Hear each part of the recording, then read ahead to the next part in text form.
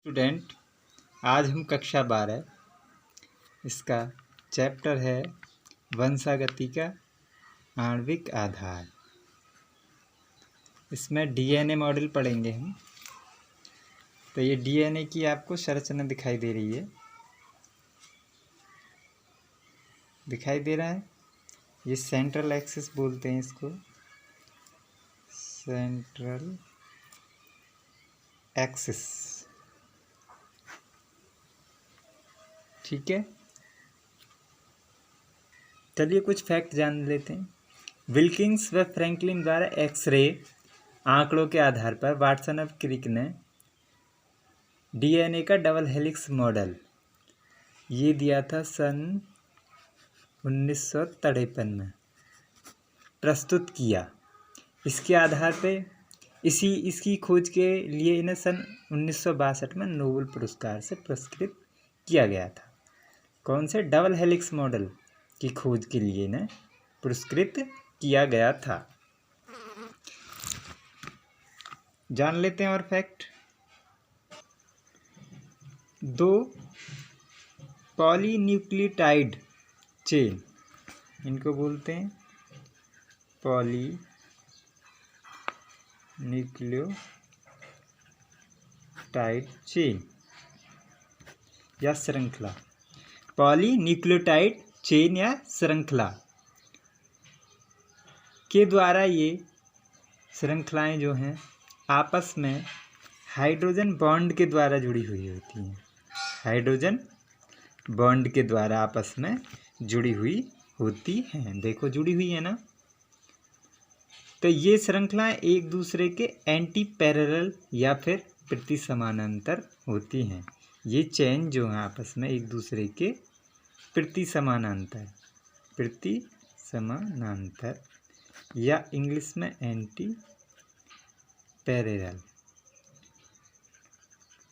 होती हैं। देखो एक दूसरे के विपरीत हैं, बिल्कुल सेम। यदि देखें हम, पहली श्रृंखला ऐसे बनेगी तो दूसरी इसके विपरीत बनेगी, दूसरी ऐसे बनेगी तो ये ऐसे जाती रहेगी हमेशा, और डीएनए का चित्र बनता जाएगा। तो डीएनए का पूरा नाम पहले देख लें। DNA deoxy ribose nucleic acid. कई बार पूछा जाता है डीएनए का पूरा नाम बताइए। एक पॉलीन्यूक्लियोटाइड श्रृंखला में शुगर के कार्बन की दिशा जो होगी, मान लीजिए इसकी 5 मिनट है, तो यहाँ पे इसी की कितनी होगी? 3। डायरेक्शन जो होगी 3, इसकी होगी आपकी 3, तो इसकी होगी 5। एक दूसरे के विपरीत होंगी। 3 5 होगी, इसकी 5 3। तो इस प्रकार ये होती हैं। शर्करा के प्रथम कार्बन से नाइट्रोजनी क्षारक जुड़ा होता है। अब प्रत्येक श्रृंखला में शर्करा तथा फास्फोरिक जो अम्ल हैं वो वेंट्रिकल एक्सिस का निर्माण करते हैं, जबकि क्षारक अन्य की ओर समकोण पर लगे हुए होते हैं। एक श्रृंखला में प्यूरिन क्षारक हमेशा या सदैव दूसरी श्रृंखला के पिरिमिडीन क्षारक के साथ जुड़ा हुआ होता है। कैसे जुड़ा हुआ है बता? देखो A4 होता है adenine, T4 thymine, G4 guanine, C4 cytosine. ठीक है, तो पिरिमिडीन्स जो होते हैं वो होते हैं थाइमिन और साइटोसिन। थाइमिन और साइटोसिन क्या होते हैं? ये पिरिमिडीन्स।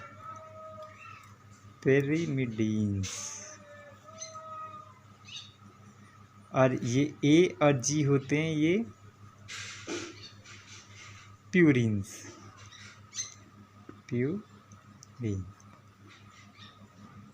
तो अब यहाँ पे देखो चित्र में,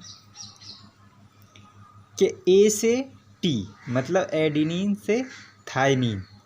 तो एक देखते हैं हम, ये क्या है, टी कौन से में आता है, पिरिमिडीन्स, और ए कौन से में आता है, प्यूरिन्स में। तो टी जो है ए से जुड़ा होगा हमेशा, ठीक है, टी हमेशा ए से जुड़ा हुआ होगा, और सी हमेशा जी से जुड़ा हुआ होगा। तो प्यूरिन और पिरिमिडीन्स मिलते हैं, प्यूरिन्स नहीं मिल सकते। जैसे ए और जी कभी भी एक जगह यहाँ पे मिले हुए दिखाई दे रहे हैं आपको, कहीं भी ए और जी कहीं नहीं मिल सकते। तो ए और टी मिलेंगे हमेशा, और जी और सी मिलेंगे हमेशा, क्योंकि ए क्या है, प्यूरिन है, और टी क्या है, पिरिमिडीन है। ऐसे ही जी क्या है, प्यूरिन है, और पिरिमिडीन क्या है, सी है, साइटोसिन है। तो ये आपस में ऐसे जुड़े हुए होते हैं। तो देखते हैं ए और टी मतलब एडिनिन और थाइमिन कैसे जुड़े हुए थे, दो बंधों के द्वारा जुड़े हुए होंगे हमेशा। ए और टी दो हाइड्रोजन बंध, इनको बोलते हैं हम हाइड्रोजन बंध, ठीक है, हाइड्रोजन बॉन्ड,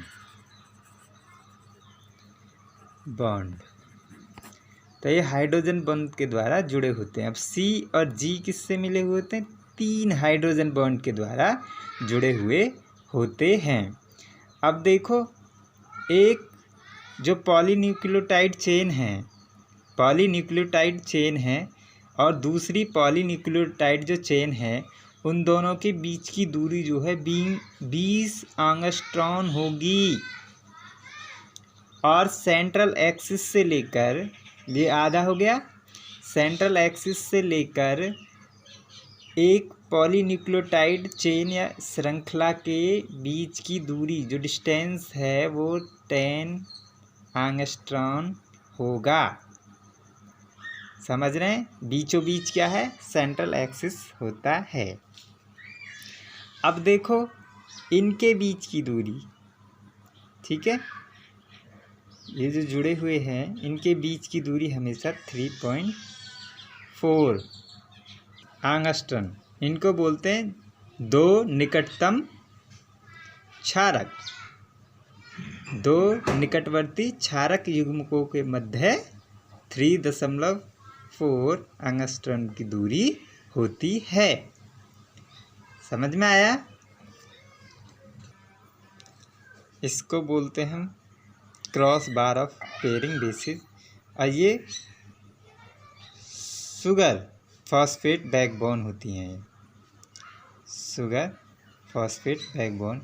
इसको बोलते हैं मेजर मतलब बड़ी खांच, और ये मिनर मतलब छोटी खांच होती है। तो आई होप डीएनए आपको समझ में आया होगा, नहीं आया हो तो एक बार रिवाइज करके इसको देख सकते हैं। थैंक्स फॉर वॉचिंग वीडियो, मिलते हैं नेक्स्ट वीडियो में, तब तक के लिए धन्यवाद। स्क्रीनशॉट लेना चाहें इसका स्क्रीनशॉट ले सकते हैं।